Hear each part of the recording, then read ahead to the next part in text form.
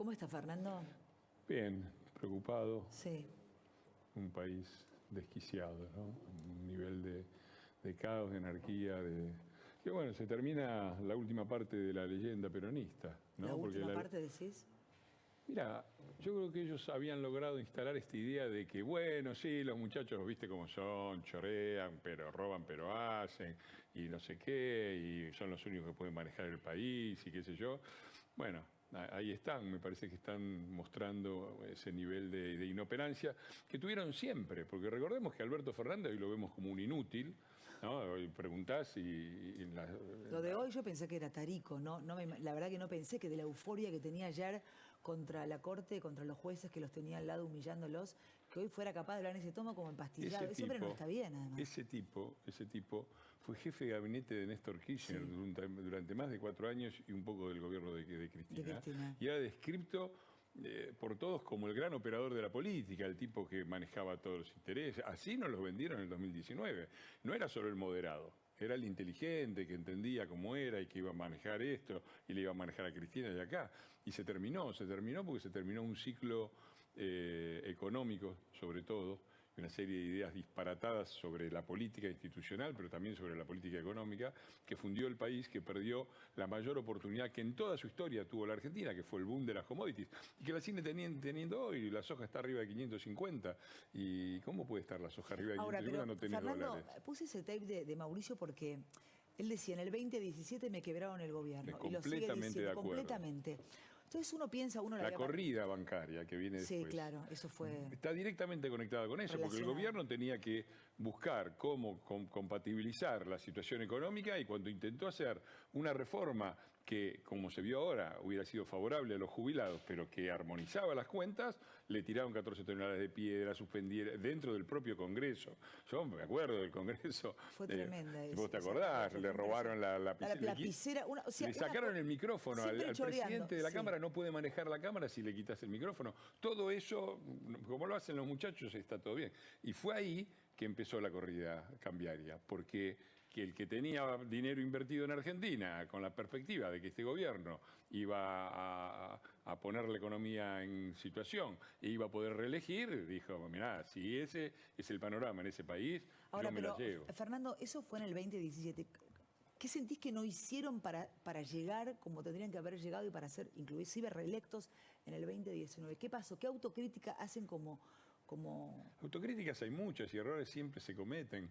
Ahora, yo creo que la interpretación justa de lo que fue el gobierno de Cambiemos, nosotros recibimos un avión que más o menos estaba ahí, había empezado a pegar barquinazos, por eso la gente pedía cambio de piloto, pero parecía que más o menos, cuando vos ibas a la cabina de control, tenías déficit fiscal más del 7%. La Argentina tuvo ese déficit fiscal antes del Rodrigazo, antes del 2001, antes de la hiperinflación.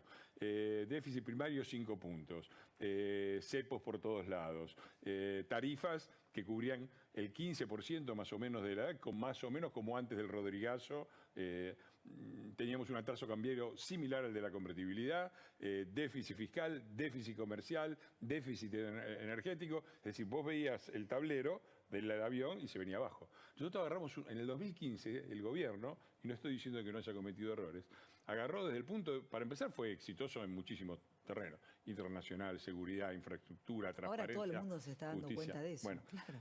Pero en lo económico, agarramos un avión que se venía a pique. Sí, lo aterrizamos. Por ahí no lo aterrizamos bien. Por ahí muchos se golpearon. Todo el mundo puteó a los pilotos. Nadie estaba contento, nosotros mismos. Pero me parece que hoy, a la luz de lo que es, vemos la diferencia. Porque hoy tenemos otra vez todo el tablero en rojo, lo dejamos en verde. La tierra arrasada tenía equilibrio fiscal, superávit comercial, tarifas razonables, un cambio razonable. Todo eso otra vez está todo rojo y tenemos más pobres, récord de endeudamiento y un gobierno desquiciado. ¿Lo describías o lo insultabas?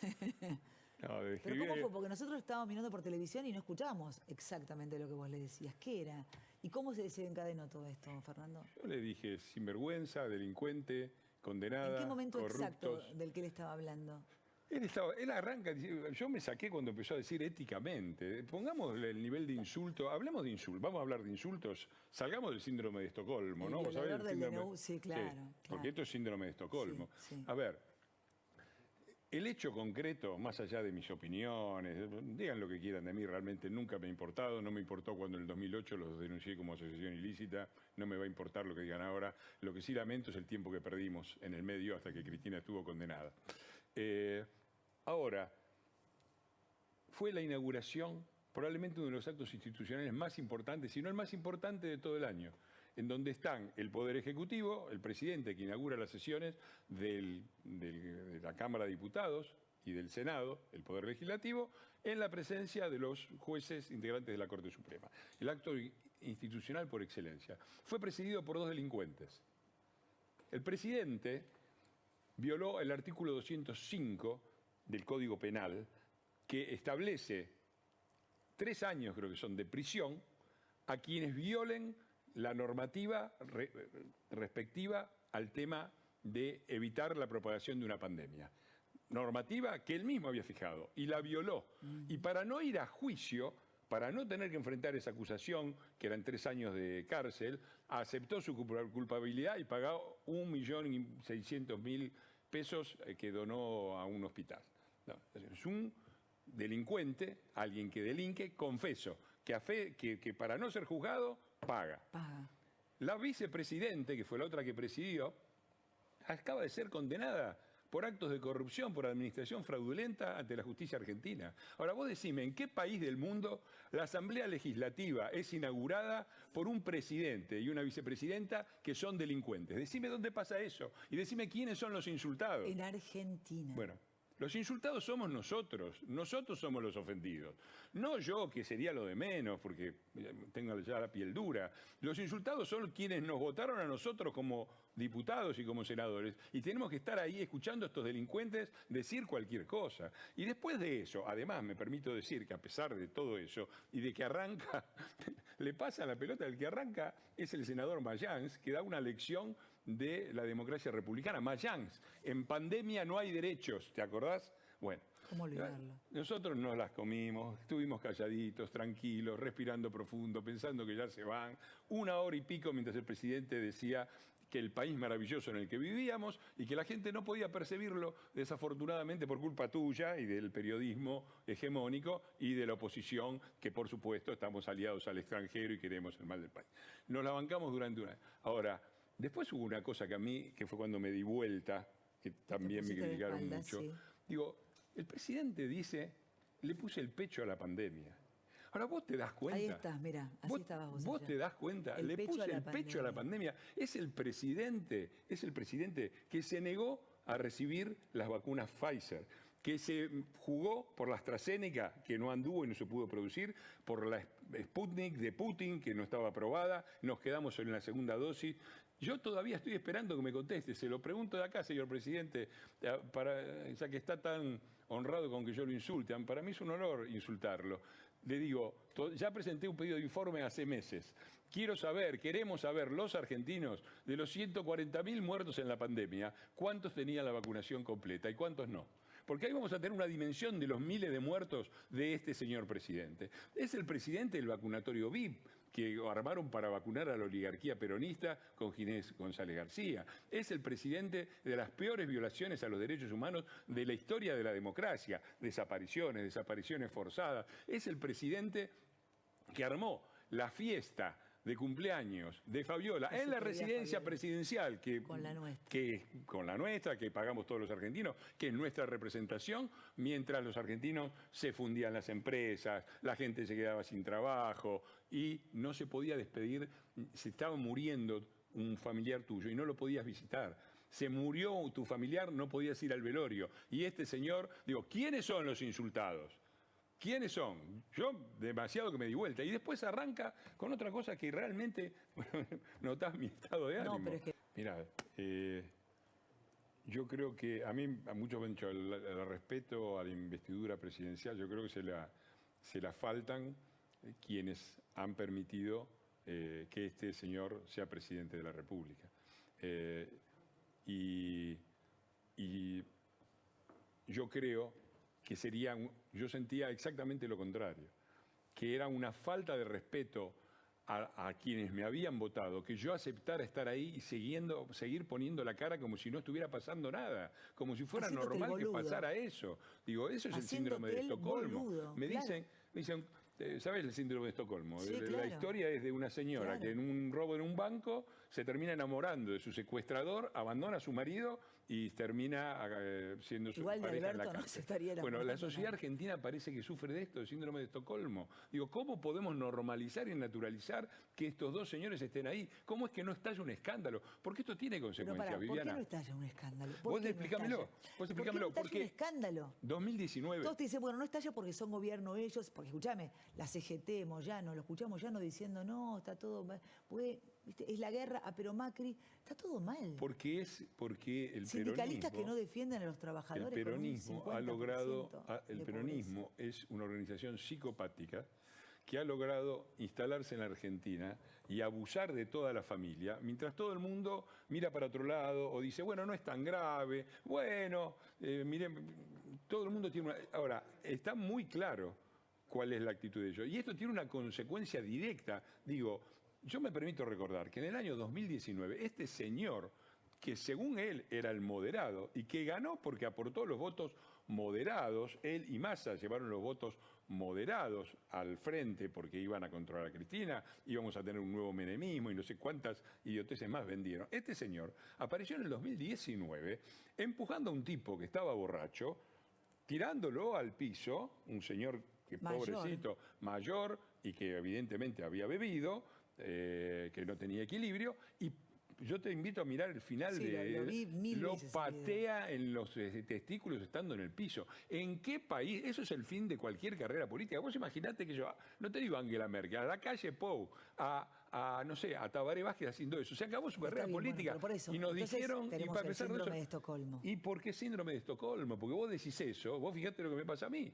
Salen muchos de mi propio lado a decirme, no, pero qué falta de respeto. Pero la falta de respeto es de ellos. Y la falta de respeto... También digo, basta de corrección política, ¿no? Ya agota la corrección política. A mí me parece que hay que tener un respeto institucional. El respeto institucional es, fuimos, a pesar de que eran dos delincuentes, yo fui y estuve ahí, me la banqué hasta último momento. Ahora, déjame decir que la falta de respeto es a los 140.000 muertos de la cuarentena y sus familiares, a los argentinos que están pasando por esta situación, mientras el presidente dice que estamos prácticamente en Suecia. La falta de respeto es tener que soportar este atropello permanente a las instituciones, a la Corte Suprema de Justicia, un escrache mediático comandado por el canal que maneja Bauer, que es el ministro de Cultura de la Nación.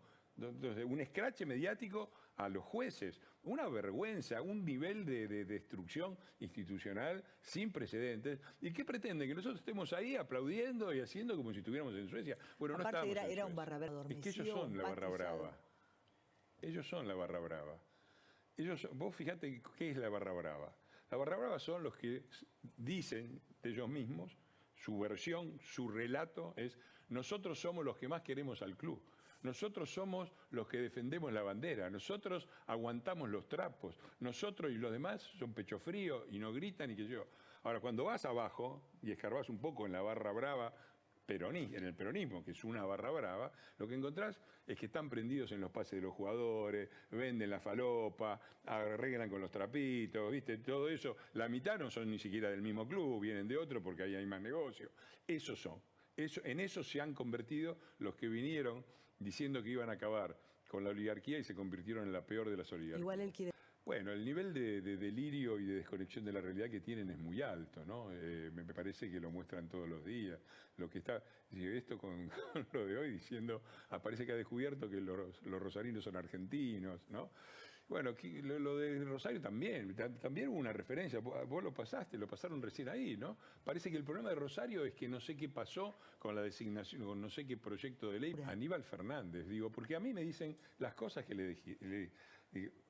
Repasemos un poco las cosas que ellos le dicen: mequetrefe, ocupa, el que trajo al borracho que se lo lleve, por favor.